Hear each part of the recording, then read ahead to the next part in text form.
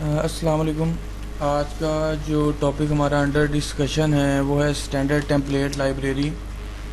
तो आज हम देखेंगे कि ये स्टैंडर्ड टेम्पलेट लाइब्रेरी क्या होती है और स्टैंडर्ड टेम्पलेट लाइब्रेरीज़ में हमें कौन कौन से कंटेनर्स, एल्गोरिदम एंड आइटरेटर्स मिलते हैं जिनको हम यूज़ करते हुए प्रोग्रामिंग जो है थोड़ी सी इजी हो जाती है हमारी।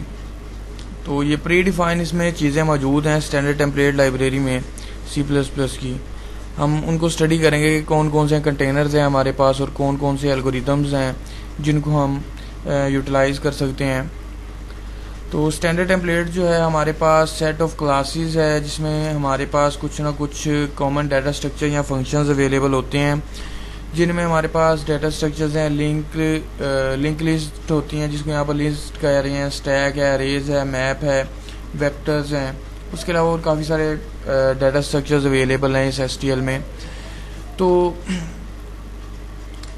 ये जो लाइब्रेरी है हमारे पास एसटीएल, ये library of container classes, algorithm and iterators है। इसमें मल्टीपल क्लासेस हैं जिनमें कंटेनर क्लासेस होती हैं, कुछ एल्गोरिदम्स हमारे पास अवेलेबल हैं और कुछ आइटरेटर्स अवेलेबल हैं जो कि इन कंटेनर्स के साथ काम करेंगे।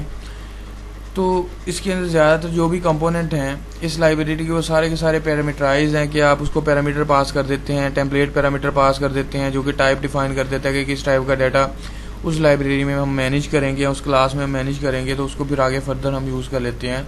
तो ये टेम्पलेट क्लास लाइब्रेरी को स्टडी करने से पहले आपने देखा था प्रीवियस लेक्चर में कि टेम्पलेट्स किस तरह से हम क्रिएट करते हैं, फंक्शन टेम्पलेट्स क्या होती हैं, क्लास टेम्पलेट्स क्या होती हैं।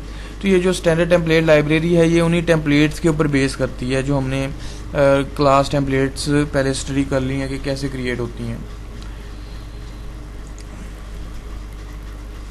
तो हमारे पास तीन तरह की एसटीएल लाइब्रेरी के अंदर तीन तरह की पैकेजिंग है। एक हमारे पास है कंटेनर्स, दूसरा एल्गोरिदम एंड थर्ड आइटरेटर्स है। तो कंटेनर्स क्या हैं, वो हमारे पास कलेक्शन ऑफ ऑब्जेक्ट्स जो हैं उनको मैनेज करने के लिए हम इन कंटेनर्स को यूज़ करते हैं, या हम कह सकते हैं कलेक्शन ऑफ डाटा को मैनेज करने के लिए हम कंटेनर यूज़ करते हैं। अब इनकी डिफरेंट टाइप्स हो सकती हैं ऑब्जेक्ट्स की कि ऑब्जेक्ट किस टाइप का होगा। उसके अलावा हमारे पास डिफरेंट काइंड के कंटेनर्स हैं जैसे कि double ended queue, D Q जिसे हम कहते हैं, लिस्ट है, वेक्टर है, मैप है, सेट्स हैं, और उसके अलावा भी काफ़ी सारे हमारे पास कंटेनर्स हैं जिनको हम आगे देखते हैं। डिफरेंट कैटेगरीज हैं कंटेनर की। एल्गोरिदम्स हैं हमारे पास, कुछ एल्गोरिदम्स जो हैं वो कंटेनर्स पे एक्ट करते हैं, कंटेनर का जो डाटा होता है उसको मैनेज करने के लिए हम यूज़ करते हैं। अब इसके अंदर कुछ एल्गोरिदम्स आ जाते हैं जो कि इनिशियलाइजेशन के लिए हम यूज़ करते हैं, कुछ सॉर्टिंग के लिए यूज़ करते हैं, सर्चिंग के लिए यूज़ करते हैं। उसके अलावा जो कंटेनर्स का कंटेंट है उसको ट्रांसफॉर्म करने के लिए, उसकी शेप चेंज करने के लिए हम यूज़ कर लेते हैं, उसको एक टाइप से दूसरी टाइप में कन्वर्ट करने के लिए हम डिफरेंट एल्गोरिदम्स जो हैं वो यूज़ कर लेते हैं। उसके बाद हमारे पास आते हैं जी आइटरेटर्स। आइटरेटर्स जो हैं ये कलेक्शन ऑफ ऑब्जेक्ट्स हैं जो कि कंटेनर्स के साथ काम करते हैं। कंटेनर्स की जो डिफरेंट नोड्स वगैरह हैं उनको पॉइंट करने के लिए हम यूज़ कर लेते हैं आइटरेटर्स को। तो आइटरेटर्स कंटेनर्स भी हो सकते हैं, कलेक्शन ऑफ कंटेनर्स भी हो सकते हैं, और सब सेट भी हो सकते हैं कंटेनर्स का। तो इसको हम फिर नेक्स्ट डिस्कस करते हैं। ओके जी, अब ये जो आइटरेटर्स हैं ये हम कंटेनर्स के साथ यूज़ करेंगे। इसको देखेंगे कैसे हम मैनिपुलेट करवा रहे हैं उसके एलिमेंट को, या किस तरह से हम आइट्रेशन करवा के हम उसकी वैल्यूज़ को एक्सेस करवा रहे हैं कंटेनर्स की। तो नेक्स्ट हम आगे देखते हैं। तो सबसे पहले हम बात कर लेते हैं कंटेनर्स पे कि कंटेनर्स क्या होते हैं। तो कंटेनर्स जो हैं वो ऑब्जेक्ट्स या डाटा को स्टोर करने के लिए यूज़ होते हैं। मतलब आप इसको classes different user defined data types के साथ भी यूज़ कर सकते हैं, या प्रिमिटिव डाटा टाइप्स के साथ भी इसको आप यूज़ कर सकते हैं। अब इसके अंदर 7 स्टैंडर्ड्स हैं या 7 हमारे पास कंटेनर्स हैं अवेलेबल। उनमें से 3 जो हैं कंटेनर अडॉप्टर हैं। अब ये जितने 7 कंटेनर्स हमारे पास हैं इनके लिए अलग अलग हेडर फाइल्स हैं। जब भी हमने जो कंटेनर अपने प्रोग्राम में या कोड में यूज़ करना होगा हम उसकी रिलेटेड या रेलिवेंट जो हेडर फाइल है वो उसके अंदर इंक्लूड करवा देंगे ताकि हम उसको यूटिलाइज़ कर सकें। तो हमारे पास कुछ कैटेगरीज हैं सीक्वेंस कंटेनर की। अब इसके अंदर सीक्वेंशियल फॉर्म में आपके पास डाटा जो है वो एक्सेस होता है। तो यहाँ पर वेक्टर्स हैं हमारे पास, लिस्ट है, डी क्यू है, अरेज हैं, फॉरवर्ड लिस्ट है। फॉरवर्ड लिस्ट जो है वो C++11 में इंट्रोड्यूस करवाई गई थी। C++ जो 11 से प्रीवियस वर्जन्स हैं C++ के, उसमें आप इसको फॉरवर्ड लिस्ट को यूज़ नहीं कर सकते। तो अगर आप ये फॉरवर्ड लिस्ट को यूज़ करने की कोशिश करेंगे और आपके पास अगर C++ का वर्जन कंपाइलर में C++11 सेट नहीं है तो एरर देगा, तो आप उसकी सेटिंग में जाके चेंज कर सकते हैं। अब कंटेनर अडाप्टर जो है हमारे पास वो डिफरेंट इंटरफेसेस प्रोवाइड करते हैं सिक्वेंशियल कंटेनर्स के लिए, जिनमें हमारे पास क्यूज़ हैं, प्रायोरिटी क्यूज़ हैं एंड स्टैक्स हैं। तो फिर हमारे पास कुछ एसोसिएटिव कंटेनर्स आ जाते हैं जो कि कुछ हमारे पास की वैल्यू मैपिंग के लिए यूज़ करते हैं। तो यहाँ पर हमारे पास एसोसिएटिव कंटेनर्स में आ जाते हैं set, multi set, map and multi map. अब यहाँ पर जो इसकी सर्चिंग की कॉम्प्लेक्सिटी है वो बिग O log n है, और जो डाटा है हमारा यहाँ पर सॉर्टेड फॉर्म में होता है एसोसिएटिव कंटेनर में, अनसॉर्टेड फॉर्म में नहीं होता। अगर अनसॉर्टेड फॉर्म में हमारे पास आ जाए तो उसके जो कंटेनर्स हैं वो C++ के अंदर इंट्रोड्यूस करवाए गए थे, जैसे unordered set, unordered multi set, map and multi map unordered में है। और ये अनऑर्डर्ड डाटा स्ट्रक्चर्स को इंप्लीमेंट करने के लिए यूज़ होते हैं और उनकी क्विकली सर्च के लिए हम इन कंटेनर्स को यूज़ कर सकते हैं। जब हम चाह रहे हो कि हमारे पास डाटा अनऑर्डर्ड हो तो तब हम इनको यूटिलाइज़ कर सकते हैं। अगर हमारे पास ऑर्डर डाटा है तो फिर हम एसोसिएटिव कंटेनर ये वाले यूज़ कर लेंगे। अब हम बात कर लेते हैं पहले एसोसिएटिव कंटेनर पे, जो कि हमारा कंटेनर है वेक्टर। तो वेक्टर जो है वो डायनामिक अरे की तरह की है, क्योंकि इसमें एबिलिटी होती है रीसाइज की, कि जब आपका डाटा जो है इंक्रीज़ करेगा तो इसकी जो साइज़ है वो ऑटोमेटिकली चेंज हो जाएगा।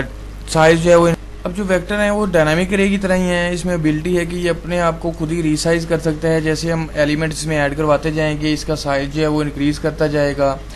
अब जो यहाँ पर इंसर्शन है, डिलीशन है, जब भी हम इंसर्ट या डिलीट डाटा को करेंगे तो तब ये ऑटोमेटिकली स्टोरेज जो है वो हैंडल कर लेता है। और वेक्टर एलिमेंट जो है वो कंटीन्यूअस स्टोरेज में हम स्टोर करते हैं, जैसे कि कंसेक्टिव मेमोरी लोकेशंस है, उस तरह से डाटा की एलिमेंट्स की स्टोरेज होती है और फिर हम इनको ट्रैवर्स वगैरह कर सकते हैं। अब हमारे पास अगर वेक्टर के फर्स्ट एलिमेंट का एड्रेस है तो उसमें प्लस करवा के हम नेक्स्ट आगे मूव करवा सकते हैं। अब वेक्टर जो है उसमें डाटा इंसर्ट जो करते हैं हम वो एट द एंड करते हैं, एंड पे डाटा एंड करेंगे, इंसर्ट करेंगे। तो जो एट द एंड इसका डाटा इंसर्ट करने का टाइम है वो डिफरेंशियल टाइम है। क्यों डिफरेंशियल टाइम है? क्योंकि एक्सटेंड जो हमारे पास वेक्टर का साइज़ है वो हमें इंक्रीज़ करना पड़ता है, हमें रिसाइज करना पड़ता है, जिसकी वजह से हमारे पास थोड़ा सा डिफरेंट टाइम आ जाता है। अगर वेक्टर के अंदर आपको किसी स्पेसिफिक लोकेशन पे रिप्लेस वगैरह करवाना है डाटा को तो फिर आपको एक्सटेंड नहीं करना पड़ेगा, उसी साइज़ भी हो जाएगा। लेकिन जब आप एक्सटेंड उसके ऊपर कोई न्यू वैल्यू करेंगे ऐड तो फिर एक्सटेंड होगा, तो इसलिए डिफरेंशियल टाइम है, हमारे पास डिफरेंट टाइम आ जाते हैं। अब जब हमने लास्ट एलिमेंट को रिमूव करवाना है तो वो हमारे पास कांस्टेंट टाइम लेगा, क्योंकि हम यहाँ पर कोई रीसाइज तो कर नहीं रहे। अब इसके अलावा जो बिगनिंग और मिडल में हम कोई डाटा इंसर्ट या इरेज करवाते हैं तो वो लीनियर टाइम लेता है वेक्टर्स में। तो ये इसकी कुछ टाइम कॉम्प्लेक्सिटी से रिलेटेड हैं लाइंस। अब हमारे पास कुछ फंक्शंस हैं वेक्टर्स के हवाले से, जैसे कि आइटरेटर फंक्शन है बिगिन का। ये क्या करेगा? ये पॉइंटर आपको रिटर्न करेगा, फर्स्ट एलिमेंट को वो पॉइंट कर रहा होगा। एंड का जो फंक्शन है ये इसके लास्ट एलिमेंट को पॉइंट कर रहा होगा। इस तरह आर बिगिन जो है ये रिवर्स आइटरेटर पॉइंटर है, ये अगर ये हमें रिटर्न क्या करवाएगा? ये इसका लास्ट एलिमेंट जो है वो रिटर्न करवाएगा, जो कि रिवर्स ऑफ बिगिनिंग है। रिवर्स ऑफ एंड क्या होगा? फिर ये बिगिनिंग होगा, ये आपको फर्स्ट एलिमेंट को पॉइंट करवाएगा। उसके बाद हमारे पास आ गया सी बिगिन एंड सी एंड, जो कांस्टेंट आइटरेटर है वो पॉइंट करेगा। मतलब हम कांस्टेंट एक आइटरेटर ले लेते हैं जो कि उसके पहले एलिमेंट को ही पॉइंट करवाएगा। इस तरह कांस्टेंट एंडिंग के लिए ले लेंगे कि आखिरी को पॉइंट करवाता जाए। और उसके बाद अगर हमने कांस्टेंट रिवर्स लेना है तो वो क्या करेगा? कांस्टेंट रिवर्स बिगिन जो है वो उसके लास्ट एलिमेंट को जो है वो पॉइंट करवाएगा। इस तरह सी आर एंड जो है वो उसके फर्स्ट एलिमेंट को पॉइंट करवा लेगा। अब ये कांस्टेंट पॉइंटर होगा, इसकी वैल्यू जो है हम आगे चेंज नहीं कर सकते हैं। और इसके फिर कुछ एग्जांपल है हमारे पास यहाँ पर कि एक वेक्टर जो है हमने ये वाला क्रिएट किया है, इसको हम यहाँ से कॉपी करते हैं और कंपाइलर में लेके चलते हैं कि एक वेक्टर क्रिएट किया और उसके अंदर कुछ वैल्यूज़ जो हैं वो पुश की हैं। तो यहाँ पर हमें एक न्यू सोर्स फाइल क्रिएट करनी है और यहाँ पर वैल्यूज इंक्रीज। इसकी हेडर फाइल जो है वो भी हम लगा लेते हैं पहले। हैश इंक्लूड आईओस्ट्रीम, ओके, और नेम स्पेस साथ इसके यूज़ कर लेते हैं, यूजिंग नेम स्पेस std, और ये हमारा मेन फंक्शन है। अब हमने यहाँ पर क्या किया, एक वेक्टर जो है वो डिफ़ाइन किया। अब जब वेक्टर यहाँ पर हमने डिफ़ाइन किया तो उसकी भी हेडर फाइल इंक्लूड कर लेते हैं, वेक्टर, ओके, दैट्स गुड। अब यहाँ पर हमने क्या किया, एक इंटीजर टाइप का वेक्टर बना लिया है, फिर हमने उसमें कुछ वैल्यूज़ जो हैं वो इंसर्ट करवाई हैं। फॉर लूप यहाँ पर 1 से 5 तक चलाया है, और g1 डॉट पुश बैक करके, पुश बैक का फंक्शन क्या करेगा, इसके एट द एंड जो है वेक्टर पे वैल्यूज़ जो है वो ऐड करवाता जाएगा। फिर हमने उसके बाद वेक्टर जो है उसको प्रिंट करवाना है। तो प्रिंट करवाने के लिए हमने यहाँ पर जो है आइटरेटर यूज़ कर लिया है। ऑटो हमारे पास एक टाइप है, ठीक है, पॉइंटर के लिए हम यूज़ कर रहे हैं यहाँ पर। अब इसने बिगिन, इसका जो स्टार्टिंग पॉइंट था हमारे वेक्टर का, उसको पॉइंट करवाया, और इसने चेक किया कि जब तक एंड तक नहीं जा रहा उसको आगे मूव करवाता गया, और यहाँ पर उसकी वैल्यू जो है वो प्रिंट करवाता गया। अब मेन फंक्शन है तो हम रिटर्न 0 करके ये फंक्शन जो है क्लोज़ करते हैं, और अब इसको हम कंपाइल कर लेते हैं।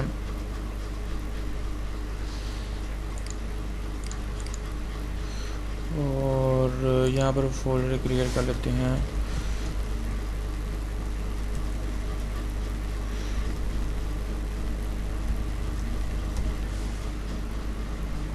और इसके अंदर इसको नेम रख लेते हैं डेमो stl।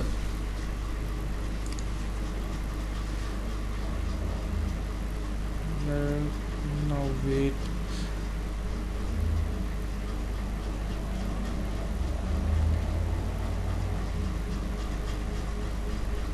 ओके, यहाँ पर हमारे पास साइज जो है उसका इशू आ रहा है, तो हम यहाँ पर एक और हेडर फाइल इंक्लूड करवा लेते हैं।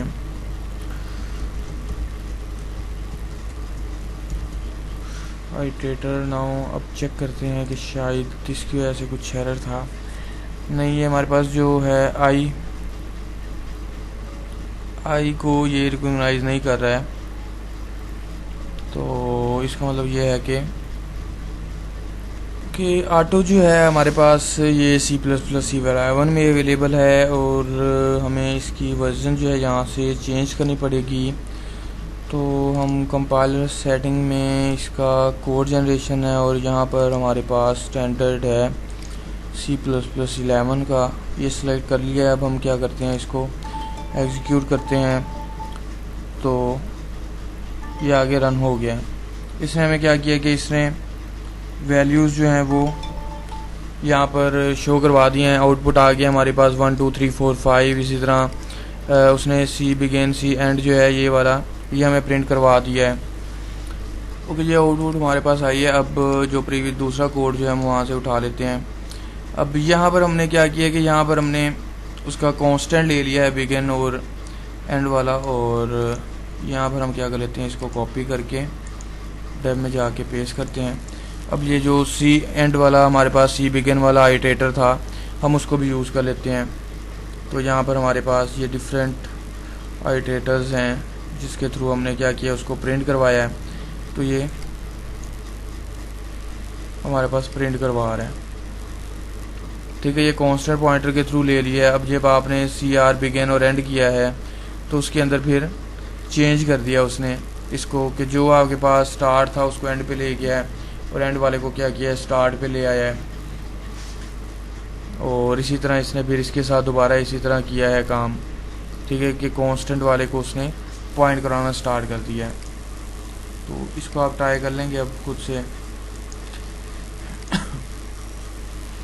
सॉरी। ओके जी, उसके बाद हमारे पास आ जाता है लिस्ट कंटेनर। तो लिस्ट कंटेनर जो है वो सीक्वेंस कंटेनर है, लेकिन इसमें जो मेमोरी एलोकेशन है वो नॉन कंटिग्यूस मेमोरी एलोकेशन है। अब इसमें एडजेसेंट नोड नहीं पड़े होंगे, आपके पास एक नोड कहीं पड़ा है, एक नोड कहीं पड़ा है।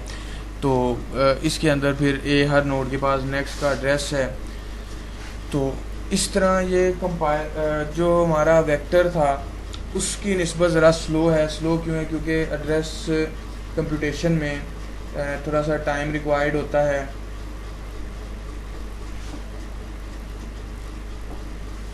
अब जो टाइम रिक्वायर्ड होगा उसके ट्रैवर्स के लिए वो टाइम कैसे इंक्रीज़ करेगा कि हर नोड का जो एड्रेस है वो कंप्यूट करना पड़ेगा, जिसकी वजह से टाइम थोड़ा ज़्यादा लगेगा। जबकि वेक्टर में एडजेसेंट थे वहाँ पर एड्रेस कंप्यूटेशन में ज़्यादा टाइम नहीं लगता था।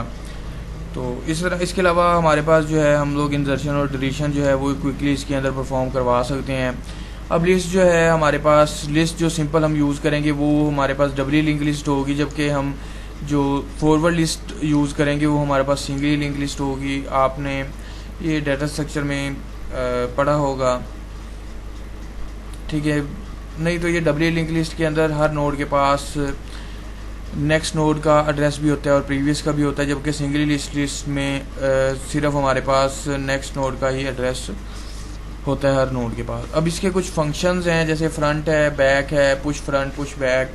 फ्रंट का फंक्शन क्या करेगा? फर्स्ट एलिमेंट की वैल्यू रिटर्न करेगा। बैक का फंक्शन क्या करेगा? लास्ट एलिमेंट की वैल्यू रिटर्न करेगा। पुश फ्रंट, हम अगर फ्रंट पे या बिगनिंग ऑफ लिस्ट में कुछ ना कुछ वैल्यू ऐड करवाना चाहते हैं तो पुश फ्रंट का फंक्शन यूज़ करेंगे। पुश बैक का फंक्शन तब यूज़ करेंगे जब हम लिस्ट के एंड पे कुछ वैल्यू ऐड करवाना चाह रहे हैं। इस तरह पॉप फ्रंट का फंक्शन हम यूज़ करेंगे जब हम फ्रंट से कोई वैल्यू जो है वो रिमूव करना चाह रहे हैं। इसी तरह पॉप बैक का फंक्शन हम यूज़ करेंगे जब at the end of the list हम कोई ना कोई वैल्यू जो है वो रिमूव करना चाह रहे हैं। इस तरह list begin and list and जो है ये हमारे पास आइटरेटर पॉइंटर्स हैं जो कि पॉइंट करेंगे उसके फर्स्ट एलिमेंट को एंड लास्ट एलिमेंट को।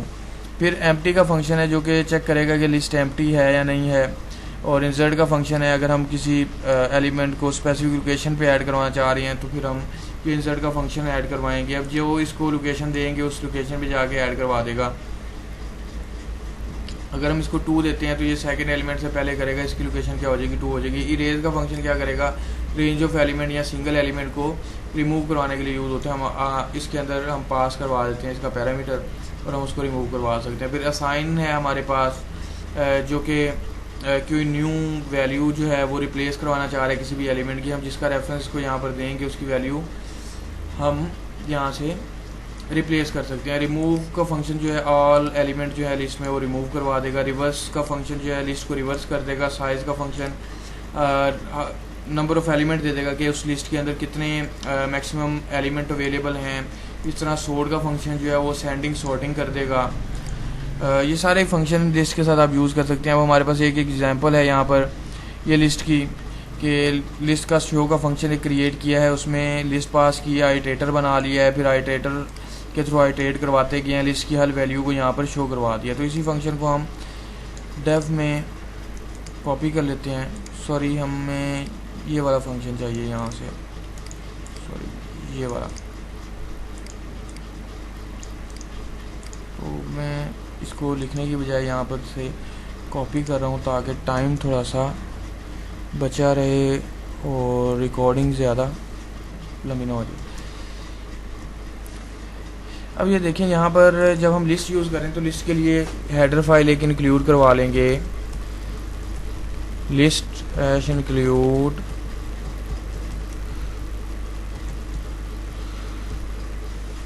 List.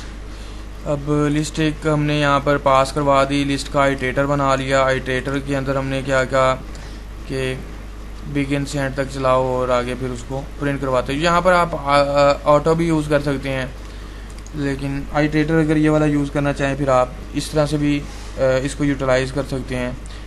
It's up to you. और ये वेक्टर वाले कोड को मैं अभी ज़रा कमेंट करना चाह रहा हूँ, तो ये मैंने कमेंट कर दिया है। सॉरी, ये वाला सारा नहीं करना था और इसको भी कमेंट नहीं करना था, ये अनकमेंट कर लिया हमने, तो बाकी सारा कमेंट है। अब यहाँ पर हमने क्या करना है कि लिस्ट क्रिएट करनी है। तो लिस्ट क्रिएट करने के लिए हमारे पास ये वाली लाइन है कि हमने लिस्ट जो है वो यहाँ पर क्रिएट कर ली। लिस्ट क्रिएट करने के बाद हमने कुछ वैल्यूज़ जो हैं पुश करवानी है दोनों लिस्ट में, तो उसके लिए ये फंक्शन है हमारे पास, सॉरी, ये पुश बैक और पुश फ्रंट। एक लिस्ट में एंड पे हम पुश करवा रहे हैं, एक में हम क्या कर रहे हैं फ्रंट पे बिगनिंग में जो है वैल्यू वो ऐड करवा रहे हैं। यहाँ तक जो है लिस्ट में हमने वैल्यूज़ ऐड करवा ली हैं, लूप चला के 10 वैल्यूज़ जो हैं वो ऐड करवा दी हैं। अब क्या करते हैं, अब हमने लिस्ट शो करवानी है, दोनों लिस्ट को शो के फंक्शन के थ्रू हम यहाँ पर शो करवा लेते हैं और इसको अब प्रोग्राम को हम एग्जीक्यूट कर लेते हैं यहाँ से। और यहाँ पर हमारे पास इंक्लूड के स्पेलिंग गलत हैं, ठीक है जी। अब ये लिस्ट जो है हमारे पास शो हो गई है, लिस्ट 1 है उसकी वैल्यूज़ और फिर लिस्ट 2 है उसकी वैल्यूज़ जो है हमारे पास यहाँ पर शो हो गई हैं। That's good. अब इसके बाकी फंक्शन है कि अगर फ्रंट चाहिए, उसका बैक चाहिए, पॉप करवाना है, तो ये सारे फंक्शन सोर्ट करवाने के लिए भी हैं, तो इनको हम सिंपली यहाँ पर यूज़ कर सकते हैं और इसको फिर फर्दर आप एग्जीक्यूट करवा लेंगे। अब ये देखें, ये यहाँ पर फ्रंट इसका 0 है, बैक की पे क्या है 18 है लिस्ट 1 पे, तो ये देखें स्टार्टिंग में 0 था, एंड क्या है इसका 18 है, तो ये हमारे पास आ गया है। फिर जब पॉप करवाया फ्रंट पे से 0 पॉप करवा दिया तो बाकी लिस्ट में 0 फिर ख़त्म हो गया है, बाकी एलिमेंट्स हमारे पास यहाँ पर आ गए हैं। इसके बाद जब बैक से पॉप करवाया लिस्ट 2 में से, तो लिस्ट 2 में हमारे पास क्या है 0, ये 0 यहाँ से निकल गया है, ठीक है ना। इस तरह रिवर्स करवाया तो जो लिस्ट है हमारे पास अब रिवर्स हो गई है, लिस्ट 1 18 पहले आ गया जबकि 18 एंड पे था। और अगर ये सॉर्टिंग हम लोग देखें तो सॉर्टिंग में क्या है, सारी वैल्यूज़ जो है अब सॉर्टेड मैनर में आ गई हैं। तो इस तरीके से आप ये डिफरेंट फंक्शन जो है लिस्ट के यूटिलाइज़ कर सकते हैं और अकॉर्डिंग टू योर रिक्वायरमेंट जो है आप इसको आगे यूज़ कर सकते हैं। अब इस कोड को मैं जो है कमेंट कर रहा हूँ ताकि बाकी जो कोड्स हैं हम लोग यहाँ पर यूटिलाइज़ कर सकें। तो वापस चलते हैं, ओके जी। अब नेक्स्ट है हमारे पास ये डी क्यू या डबल एंडेड क्यू जो है। डबल एंडेड क्यू जो है वो सीक्वेंस कंटेनर है जिसके अंदर हम एक्सपेंड कर सकते हैं दोनों एंड से, हम उसको फ्रंट एंड से भी और बैक एंड से भी एक्सपेंड करवा सकते हैं। अब डबल एंडेड जो क्यू है हमारे पास वो वेक्टर की तरह ही है, लेकिन इसमें हम इंसर्शन और डिलीशन जो है वो दोनों एंड से कर सकते हैं और थोड़ी सी एफिशिएंट होती है। अब इसके अंदर जो मेमोरी एलोकेशन है वो कंटिन्यूअस नहीं होती जिस तरह वेक्टर के अंदर है, और डबल एंडेड क्यू जो है वो double ended queue data structure को इम्प्लीमेंट करने के लिए यूज़ होती है। अब ये क्यू डाटा स्ट्रक्चर ऐसा डाटा स्ट्रक्चर है जिसमें आप फ्रंट एंड से या बैक एंड से डिलीशन या इंसर्शन जो है वो कर सकते हैं, ठीक है। लेकिन जो आपके पास सिंपल क्यू आती है उसके अंदर आपके पास क्या है कि आप सिर्फ इंसर्ट जो है वो एंड पे करते हैं जबकि डिलीट जो है वो आप फ्रंट से करते हैं। अब जैसे आप सिंपल क्यू देख लें रियल लाइफ में जो होती है, ठीक है, फ्रंट एंड जो है और उसका बैक एंड होता है, तो उसी तरह से वो चलता है कि फ्रंट एंड से जो है वो रिमूव हो रहा है और बैक एंड जो है वहाँ से आप ऐड करवाते जा रहे हैं। डबल एंडेड क्यूज़ जो हैं वो स्पेशल क्यूज़ हैं जो कि इंसर्शन और डिलीशन के ऑपरेशन जो हैं दोनों एंड के थ्रू पॉसिबल हैं, ठीक है। और इसके अलावा फिर डी क्यू के फंक्शन वेक्टर की तरह के हैं, लेकिन इसमें जो एक्स्ट्रा फंक्शन है वो पुश एंड पॉप का फंक्शन है, तो वो आप इसका ऑब्जेक्ट बना के उसको फिर आगे फर्दर कॉल करवा सकते हैं। ये हमारे पास डबल एंडेड क्यू है। यहाँ पर शो क्यू का हमारे पास एक फ़ंक्शन है जिसमें हमने एक डी क्यू को शो करवाना है, तो यहाँ पर हम ये फंक्शन जो है वो पेश करवा लेते हैं। पहले वाला फंक्शन ये वाला था, अब ये डी क्यू वाला फंक्शन है। तो उसके बाद यहाँ पर डी क्यू को क्रिएट किया, क्रिएट करने के बाद यहाँ पर बैक और फ्रंट पे हमने वैल्यूज़ कुछ इंसर्ट करवा ली हैं। और ये देखें, सॉरी, ये क्रिएट कर ली हमने क्यू। उसके बाद पुश किया बैक पे, फ्रंट पे, बैक पे और फ्रंट पे कुछ वैल्यूज़ जो हैं वो ऐड करवाई। उसके बाद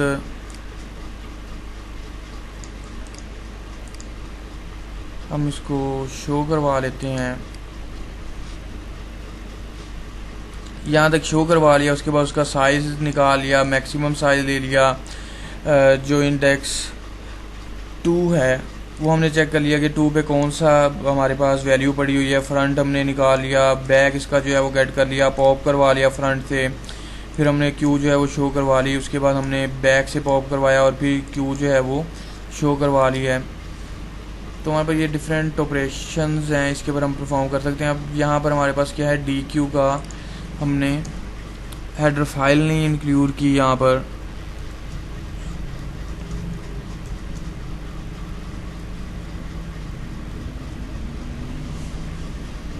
तो इसको हम फिर एग्जीक्यूट करते हैं। हमारे पास सॉरी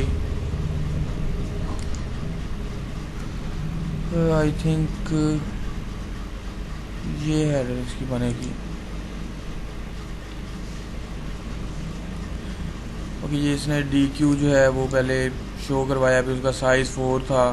फिर मैक्सिमम साइज़ का ये है कि मैक्सिमम इतने एलिमेंट जो है आप उसमें स्टोर करवा सकते हैं।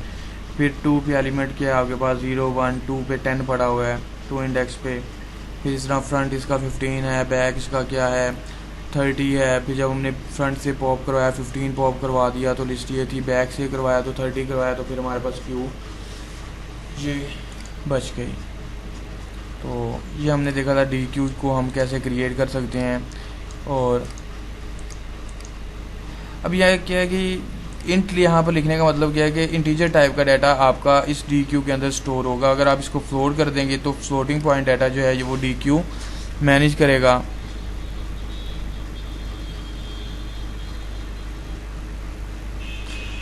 इसी तरह हमारे पास फिर फर्दर आगे ये हैं। अब इसको मैं कमेंट कर देता हूँ ताकि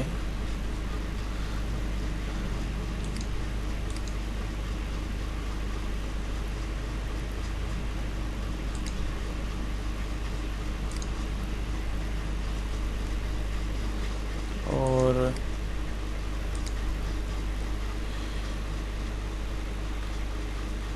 ये हमारे पास अब क्यूज़ हैं। क्यूज़ भी कंटेनर अडाप्टर हैं जिसको जो कि फर्स्ट इन फर्स्ट आउट की बेस पे ये काम करता है। अब बैक पे आप इसको क्या करते हैं, जड़ करते हैं, और फ्रंट से क्या करते हैं, रिमूव करते हैं। एम्प्टी का फंक्शन है इसका जो कि चेक करेगा क्यू एम्प्टी है या नहीं है। साइज़ का फंक्शन है, फिर स्वैप का फंक्शन है। दोनों क्यूज़ के जो वैल्यूज़ हैं या एलिमेंट्स हैं उनको एक दूसरे के साथ स्वैप करने के लिए हम इसको यूज़ कर सकते हैं। अगर उनके साइज़ ही सेम ना भी हो तब ये काम करेगा। फिर हम कोई न्यू एलिमेंट जो है वो क्यू के अंदर ऐड करवाने के लिए प्लेस का फंक्शन जो है वो यूज़ कर सकते हैं। फ्रंट एंड बैक अगर हम रिटर्न करवाना चाह रहे हैं, पॉइंट करवाना चाह रही हैं, तो उसके लिए उसके रेफरेंसेस इन आइटरेटर के थ्रू ले सकते हैं। पुश एंड पॉप के फंक्शन हम यूज़ कर सकते हैं वैल्यू ऐड एंड रिमूव करवाने के लिए। फिर ये हमारे पास कोड है क्यू के लिए कि हमने क्यू जो है वो क्रिएट करना है, फिर क्यू को यहाँ पर शो करवा देना है, पॉप करवाते जाना है हर वैल्यू को। ये क्यू क्रिएट किया, फिर उसमें वैल्यूज़ जो हैं वो पुश करवा ली। फिर क्यू को हमने यहाँ पर शो करवा लिया है, क्यू का साइज़ निकाल लिया, फ्रंट उसका निकाल लिया, बैक क्या है वो वहाँ पर हमने फाइंड आउट कर लिया, फिर पॉप कर लिया, फिर कंप्लीट क्यू को यहाँ पर प्रिंट करवा दिया। इसके अलावा स्टैक डाटा स्ट्रक्चर है हमारे पास। एक stack last in first out की बेस पे काम करते हैं। टॉप ऑफ द स्टैक से आप डाटा ऐड या रिमूव कर सकते हैं। स्टैक का फंक्शन पुश का है कि वैल्यू अगर आप इंसर्ट करना चाह रही हैं स्टैक का पुश का फंक्शन यूज़ कर सकते हैं। ये एग्जांपल है हमारे पास एक कि हमने स्टैक क्रिएट किया, इंटीजर टाइप का डाटा उसमें स्टोर करना है। इंट लिखने का मतलब यही है। स्टैक में पुश किया 0 1 2 3 वैल्यूज़ जो है पुश करवा दी हैं। उसके बाद हमने यहाँ पर स्टैक जो है वो प्रिंट करवा दिया है और हर वैल्यू को पॉप करवाते गए हैं। टॉप पे जो भी वैल्यू है वो हम शो करवाते गए हैं और साथ साथ स्टैक को क्या करवाते गए हैं, हर एलिमेंट को पॉप करवाते गए हैं। तो इस तरह से आप ये स्टैक को भी यूज़ कर सकते हैं। सेट फिर हमारे पास एक एसोसिएटिव कंटेनर है जिसके अंदर सारे एलिमेंट्स जो हैं वो यूनिक होते हैं, रिपीटेड नहीं होते। अब जो भी एलिमेंट आपने इसके अंदर ऐड करवा लिया है वो आप फिर फर्दर मॉडिफाई नहीं कर सकते। ठीक है, हम उसको रिमूव करेंगे या उसकी वैल्यू को क्या करेंगे, आगे मॉडिफाई कर सकते हैं।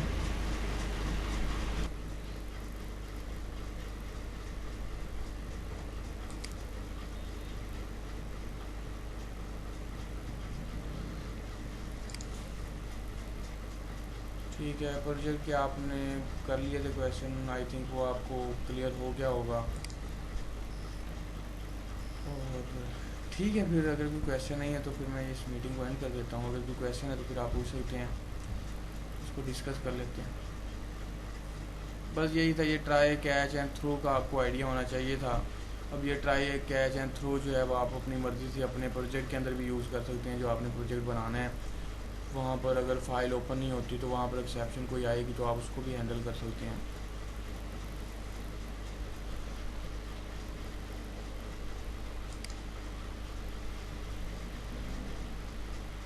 CMP के अंदर ये वाले मौजूद हैं, जो है ना हमारे पास स्टैंडर्ड टेम्पलेट लाइब्रेरी STL के। तो STL वाले नोट्स जो हैं वो मैंने वो STL वाले जो है ना अपडेट किए थे। वो अपडेट करके मैंने आई थिंक गूगल क्लासरूम पे अपलोड कर दिए हैं। तो वो गूगल क्लासरूम से आपने वो अपडेटेड नोट्स ले लेने हैं जो हमारे प्रीवियस CMP में पड़े हुए हैं। CMP के अंदर मैंने नोट्स में डिस्कस कंटेनर्स को किया है, लेकिन अलग अलग से नहीं किया कि वेक्टर आप कैसे यूज़ करते हैं, लिस्ट कैसे यूज़ करते हैं, वो नहीं किया। वो थोड़ा सा एडिशनल मैंने ऐड किया था न्यू स्लाइड्स के अंदर, ताकि आपको पता लग सके कि वो किस तरीके से हम यूज़ करते हैं।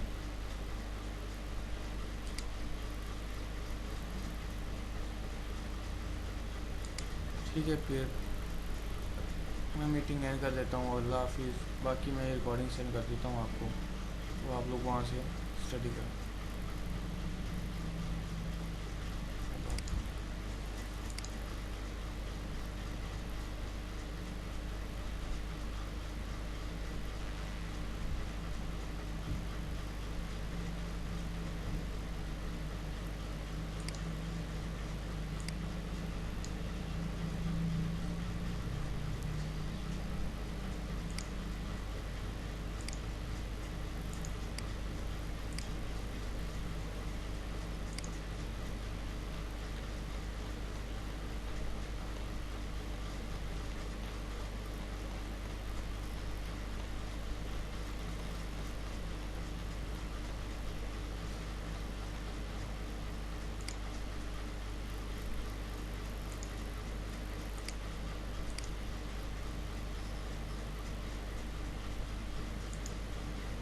सेट जो है वो हमारे पास एसोसिएटिव कंटेनर्स हैं, जिसके अंदर हमारे पास सारे के सारे एलिमेंट्स जो हैं वो यूनिक होंगे। अगर आप रिपीटेड एलिमेंट्स भी इन सेट्स में ऐड करेंगे तो वो एक ही एलिमेंट को कंसिडर करेगा, सेकंड वाले को वो उस सेट के अंदर ऐड नहीं कर पाएगा। तो इसी तरह आप एलिमेंट जो है वो जब एलिमेंट की वैल्यू यहाँ पर ऐड करवा लेते हैं तो तब आप उसको मॉडिफाई नहीं कर सकते हैं। तो अगर आपने इसको सेट में ऐड करवा लिया, रिमूव करना हो या आपने उसके जो सेट है उसको आपने उसी तरीके से फिर आगे यूटिलाइज़ करना है। अब यहाँ पर हमारे पास कुछ सेट के फंक्शंस आ जाते हैं, जैसे बिगिन है, ये आइट्रेटर है एक किस्म का जो हमें फर्स्ट एलिमेंट उस सेट का रिटर्न करवाता है। फिर हमारे पास एंड का एक आइट्रेटर है जो हमें लास्ट एलिमेंट जो है सेट का वो रिटर्न करता है। साइज़ का जो फंक्शन है ये हमें नंबर ऑफ़ एलिमेंट जो है सेट में वो रिटर्न कर देगा कि कितने एलिमेंट हैं उस सेट के अंदर। मैक्सिमम साइज़ बताएगा कि सेट का मैक्सिमम साइज़ क्या हो सकता है। उसके बाद एम्प्टी जो है ये हमें रिटर्न करेगा कि सेट एम्प्टी है या नहीं है। इसी तरह सेट की अगर हम यहाँ पर एग्जांपल देख लें तो हमने एक सेट जो है वो क्रिएट करना है, सॉरी यहाँ पर। तो हम इसको क्या करते हैं, ये एक हमने सेट यहाँ पर क्रिएट किया है। सेट के अंदर हमने एक टेम्पलेट पैरामीटर दिया, इंट और ग्रेटर इंट दे दिया है, ताकि हमें उसके एलिमेंट्स का और कीज़ का ज़्यादा हो सके। अब यहाँ पर हमने क्या किया कि इसको पेस्ट करवा दिया है और यहाँ पर ही हमने यहाँ तक इंसर्ट करवाया। इंसर्ट करने के बाद हमने आइटरेटर डिफाइन किया है। आइटरेटर डिफाइन करने के बाद उसको सिंपली प्रिंट करवा लिया। तो यहाँ तक हमने क्या किया, इंसर्ट करवाई है वैल्यूज़, और एक और वैल्यू यहाँ पर इंसर्ट करवा लिया। उसके बाद हमने एक आइटरेटर डिफाइन कर लिया है सेट के लिए, और यहाँ पर फिर आइटरेटर के थ्रू हमने क्या किया है, वैल्यूज़ उसकी प्रिंट करवा ली हैं, और इसको हम एग्जीक्यूट कर लेते हैं। तो अब ये हमारे पास क्या कर रहा है, एरर दे रहा है, तो हमें यहाँ पर हेडर फाइल सेट इंक्लूड करवानी पड़ेगी।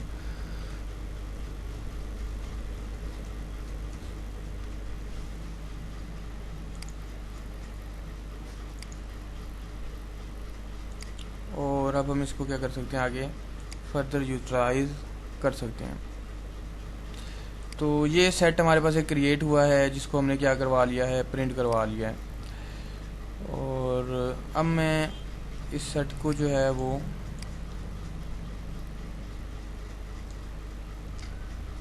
कमेंट कर रहा हूँ ताकि नेक्स्ट हम स्टडी कर सकें बाकी चीज़ों को। तो अब स्टेट को इस तरह यूज़ कर, अब मैप जो है हमारे पास ये एसोसिएटिव कंटेनर है, जो कि मैप फैशन में जो एलिमेंट्स हैं उनको स्टोर करवाता है। अब जितने भी एलिमेंट्स हैं आपके पास, उनकी कीज़ होंगी और वैल्यू होगी, की वैल्यू मैपिंग होगी इस मैप के अंदर। हर की के अगेंस्ट कोई ना कोई वैल्यू जो है वो मैप्ड हुई होगी।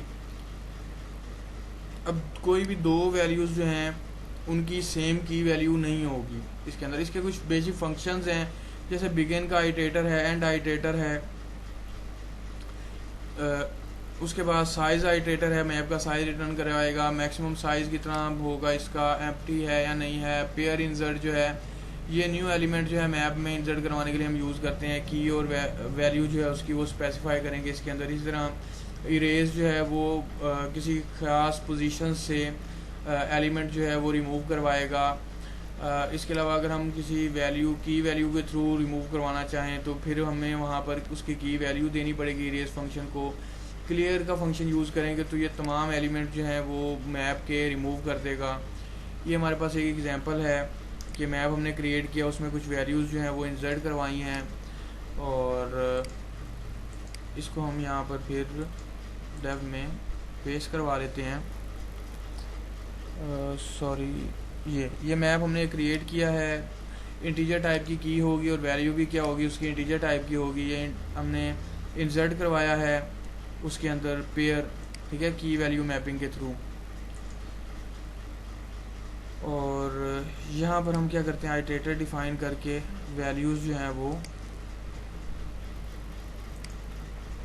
प्रिंट करवा सकते हैं।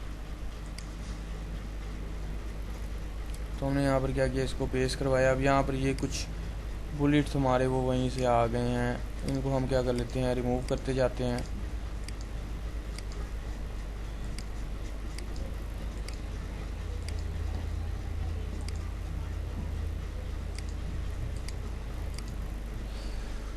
ये हमने एक मैप क्रिएट किया, उसमें वैल्यूज़ इंसर्ट करवाई, फिर आइटरेटर डिफाइन कर लिया। उसके बाद हमने आइटरेटर के थ्रू आइटरेट करवाया और वैल्यूज़ जो है उसकी प्रिंट करवा ली। फिर हमने कहा कि जो की वैल्यू 4 है वहाँ पर जो भी वैल्यू है उसको इरेज कर दो, तो वैल्यूज़ जो हैं वो रिमूव हो गई। अब यहाँ पर हमारी मैप की हेडर फाइल नहीं है, तो इसको मैं सिंपली कॉपी पेस्ट करके काम को थोड़ा सा ईजी कर लेता हूँ। तो सेट की जगह पर हम क्या लिख देते हैं, मैप, MAP मैप। और अब हम इसको क्या कर लेते हैं, एग्जीक्यूट कर लेते हैं। तो यहाँ पर हमारे पास क्या हो रहा है, जी quiz2 नोट डिक्लेयर। तो हमने यहाँ पर डिक्लेयर क्या किया हुआ है, quiz1, तो हम ये quiz1 कर लेंगे और इसको फिर हम यहाँ से एग्जीक्यूट करते हैं।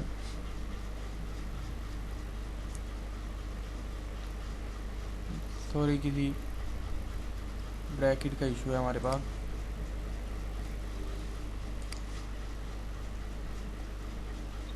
तो ये हमारे पास आउटपुट आ गई है, कीज़ 1 और 2 है और की 4 है ही नहीं हमारे पास, तो 0 हमारे पास एलिमेंट जो है वो रिमूव हुए हैं इस मैप में से। तो इस तरह से आप मैप्स जो हैं वो भी क्रिएट कर सकते हैं, की वैल्यू मैपिंग कर सकते हैं। और इसको मैंने कमेंट कर दिया। अब हमारे पास एल्गोरिदम्स आ जाते हैं।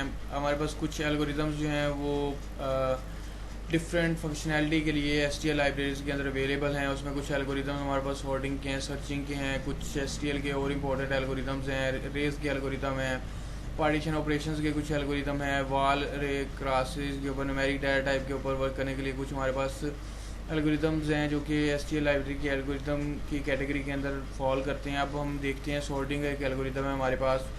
तो बेसिक फंक्शंस जो हैं वो सॉर्टिंग का अप्लाई करता है डाटा के ऊपर। इसके अंदर आप डाटा को असेंडिंग या डिसेंडिंग ऑर्डर के अंदर अरेंज कर सकते हैं। अगर हम अरे की बात करें तो अरे का स्टार्ट एड्रेस इसको पास करवाते हैं और एंडिंग एड्रेस पास करवाते हैं, और उसको क्या करता है, अरे को ये सोर्ट करवा देता है। स्टार्ट एड्रेस में हमारे पास फर्स्ट एलिमेंट आ जाता है अरे का, एंड एड्रेस में लास्ट एलिमेंट आ जाता है। अब क्योंकि कंटिन्यूस लोकेशंस हैं हमारे पास, तो हम आराम से स्टार्टिंग एड्रेस से नेक्स्ट एड्रेसेस को कंप्यूट कर सकते हैं। अब सॉर्ट का जो फंक्शन है हमारे पास, ये जो रेंज हम उसको देंगे उसको सॉर्ट कर देगा। तो ये एग्जांपल है हमारे पास, एक शो का हमने फंक्शन बनाया, उसको अरे पास करवाई है और लूप के थ्रू आइटरेशन करवा के हमने प्रिंट करवा दिया अरे को। 10 एलिमेंट्स की हम अरे लेंगे और उस अरे को शो करवा लेंगे और फिर सॉर्ट करवा लेंगे। ए का हमने अरे का क्या किया है, स्टार्टिंग एड्रेस दे दिया है, प्लस 10 किया, तो इसने क्या किया, नेक्स्ट 10 एलिमेंट्स जो हैं वो यहाँ पर ऐड करवा लिए हैं। और उसके बाद जो अरे है उसकी सॉर्टिंग के बाद हमने यहाँ पर शो करवा दिया कि सॉर्टिंग के बाद अरे की वैल्यूज़ जो हैं वो क्या होंगी। इसी तरह हमारे पास आगे फिर नेक्स्ट आइटरेटर्स आ जाते हैं। आइटरेटर्स जो हैं वो सीक्वेंस ऑफ वैल्यूज़ के ऊपर काम करते हैं। कंटेनर्स के साथ हम इनको यूज़ करते हैं। स्टैंडर्ड टेम्पलेट जो लाइब्रेरी है हमारे पास, उसमें काफ़ी सारे कंटेनर्स अवेलेबल हैं जो कि काफ़ी सारे आइटरेटर्स अवेलेबल हैं जो कि कंटेनर्स के साथ काम करते हैं। अब ज़्यादातर ये जो नंबर्स की सीक्वेंस वगैरह है या करेक्टर्स हैं उनको उनके साथ यूज़ करता है ये। इसके अंदर नंबर्स आते हैं या सीक्वेंस ऑफ करेक्टर्स होते हैं जिनके थ्रू हम आइटरेशन कर लेते हैं। अब कॉम्प्लेक्सिटी या एग्जीक्यूशन टाइम को रिड्यूस करने के लिए हम आइटरेटर्स को यूज़ करते हैं। बिगन और एंड के आइटरेटर्स को हम ज़्यादातर यूज़ करते हैं। बिगन क्या करता है कि आपको बिगिनिंग पोजीशन दे देता है कंटेनर की। कोई भी कंटेनर हो, वेक्टर, लेयर, लिस्ट वगैरह ना, तो उसकी आपको स्टार्टिंग पोजीशन बिगिनिंग से मिल जाएगी। एंडिंग जो है वो एंड से ले लेंगे कि लास्ट जो पोजीशन है वो क्या होगी। अब आइटरेटर को आप वेक्टर के साथ यूज़ करना चाह रहे हो तो आपने यहाँ पर ये वेक्टर क्रिएट कर लिया, फिर आपने एक आइटरेटर पॉइंटर क्रिएट कर लिया है, फिर पॉइंटर के थ्रू आपने क्या किया है, वेक्टर की वैल्यूज़ को शो करवा लिया है। तो ये आइटरेटर को आपने वेक्टर्स के साथ यूज़ कर लिया। इस तरह हमारे पास कुछ एडवांस ऑपरेशन है आइटरेटर के, जैसे एडवांस का एक फंक्शन है जो कि इंक्रीमेंट करवाता है आइटरेटर पोजीशन के अंदर। ठीक है, अगर आपका आइटरेटर जो है वो लोकेशन या पोजीशन 3 को पॉइंट कर रहा है, जो हम इसको पास करेंगे एडवांस को, तो ऑटोमेटिकली वो पॉइंटर जो है 4 पे मूव कर जाएगा एडवांस के अंदर। नेक्स्ट का जो पॉइंटर है ये रिटर्न वैल्यू करवाता है न्यू आइटरेटर की नेक्स्ट पोजीशन की। ठीक है ना, जो भी हम इसको पोजीशन पास करवाएंगे उससे नेक्स्ट की जो वैल्यू है या नेक्स्ट आइटरेटर जो है ये रिटर्न करवा देगा। ये ऊपर वाला एडवांस जो है ये इंक्रीमेंट करवाएगा आइटरेटर में, जबकि नेक्स्ट जो है ये नेक्स्ट आइटरेटर पॉइंटर को रिटर्न करवाएगा। इस तरह जो प्रीवियस का आपके पास आ गया आइटरेटर, ये प्रीवियस पॉइंटर को रिटर्न करवा देगा। इंसर्टर जो है ये किसी भी पोजीशन पे कंटेनर की वैल्यू कंटेनर में किसी भी पोजीशन पे वैल्यू इंसर्ट करवाने के लिए हम यूज़ कर सकते हैं। इंसर्टर में 2 हम लोग आर्गुमेंट पास करवाएंगे, एक कंटेनर और दूसरा आइटरेटर। कंटेनर जिस कंटेनर में हमने वैल्यू जो है वो इंसर्ट करवानी है, और आइटरेटर जो भी पोजीशन को पॉइंट कर रहा होगा उस पोजीशन पे ये क्या करेगा, इंसर्ट करवा देगा। अब ये एग्जांपल है हमारे पास एडवांस की। तो एडवांस PTR3 जो है, अब ये क्या करेगा, पॉइंट करेगा 4 को। ठीक है ना, नेक्स्ट एलिमेंट को। क्यों करेगा, क्योंकि एडवांस जो इंक्रीमेंट करवा देता है पॉइंटर के अंदर। जबकि आगे जो हमारे पास नेक्स्ट है, नेक्स्ट के अंदर हमने क्या किया, PTR3 दिया, तो नेक्स्ट ने रिटर्न करवाई है वैल्यू उससे नेक्स्ट वाले पॉइंटर की। तो ऑटो का हमारे पास कीवर्ड जो है ये एक जनरल पॉइंटर को क्रिएट करने के लिए हम यूज़ कर लेते हैं। और यहाँ पर प्रीवियस वाला जो है ये हमें पॉइंट करवाएगा प्रीवियस वाली लोकेशन। ठीक है, और यहाँ पर हमने फिर पॉइंटर्स दोनों के थ्रू वैल्यूज़ जो हैं वो रिटर्न करवा लिए। इंसर्टर अब क्या करेगा, इंसर्टर किसी भी कंटेनर के अंदर पॉइंटर के थ्रू वैल्यू रिटर्न करवाने के लिए यूज़ करेगा। हमने 2 वेक्टर बना लिए, AR और AR1। अब एक हमने आइटरेटर बना लिया PTR और उसको हमने AR का बिगिन दे दिया। ये इसके फर्स्ट एलिमेंट को क्या करेगा, पॉइंट करेगा, 1 को पॉइंट करेगा। अब हमने एडवांस PTR3 कर दिया, पॉइंटर को यहाँ पर हमने बिगिन पे सेट किया है, जबकि यहाँ पर हमने 3 दिया है। तो ये क्या करेगा, PTR जो है इसके आगे 4th एलिमेंट को ये पॉइंट करना स्टार्ट कर देगा। तो जब आप यहाँ पर कॉपी करवाएंगे, ठीक है, AR1 के फर्स्ट वाले एलिमेंट में, ये 10 में आप AR वाले 10 को एंड को कॉपी करवाएंगे, तो एंड के 5 है तो ये कॉपी करवा देगा। और इंसर्टर जो है इंसर्ट करवा देगा AR के अंदर पॉइंटर के थ्रू कुछ वैल्यू को। और उसके बाद आप यहाँ पर AR की वैल्यू जो है वो मतलब फर्स्ट वेक्टर को यहाँ पर आप प्रिंट करवा सकते हैं, ताकि कुछ ना कुछ वैल्यूज़ जो हैं आप वहाँ पर देख सकें। तो ये हमारे पास कुछ स्टैंडर्ड टेम्पलेट लाइब्रेरी के कंटेनर्स, एल्गोरिथम एंड आइटरेटर्स थे। उम्मीद है कि काफ़ी हद तक आपको क्लियर हो गया होगा कि हम किस तरह से स्टैंडर्ड टेम्पलेट लाइब्रेरी को यूज़ कर सकते हैं। तो फर्दर नेक्स्ट लेक्चर में फिर हम एक्सेप्शन हैंडलिंग देख लेंगे, एक्सेप्शन हैंडलिंग क्या है और एक्सेप्शन हैंडलिंग हमें कैसे बेनिफिट देती है।